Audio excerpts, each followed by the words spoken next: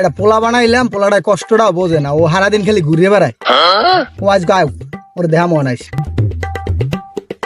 আব্বা 100 টাকা দাও, বন্ধু বান্ধব তো ঘুরতে যাবো। সারাদিন টই টই করে খালি ঘোরো আর আইয়ে খালি টাহা চাও।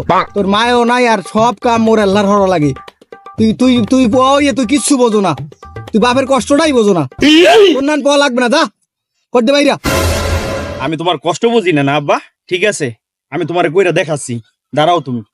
পোলাটায় মনে হয় এবার মনে হয় কিছু একটা করে দেখাইবে, বাপের কষ্টটা মনে হয় বোঝে পোলাটায়, ভালোই হইবে হেলে।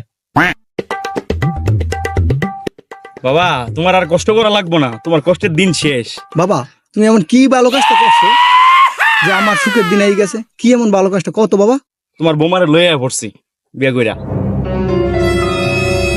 আব্বা আব্বা সালাম কর। মাইন্দের কই হুদো দি তোরে ওরে আন পর্যন্ত পয় নাই 15 বছর, তুই এর মধ্যে বিয়ে হইলো কি কি কও কি তুই?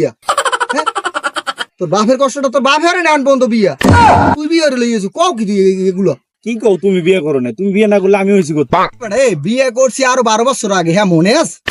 হ্যাঁ তো ভুলিয়ে গেছি। তোমার কষ্টের জন্য তো আমি নিয়ে আসছি, রান্না করার জন্য কোনো লোক নেই, এই জন্য নিয়ে আসছি। তোর নান পোয়া লাগবে না, যা বাইরে কর দিয়া। বাপের কষ্ট করে না বোঝে লাগবে না, যা।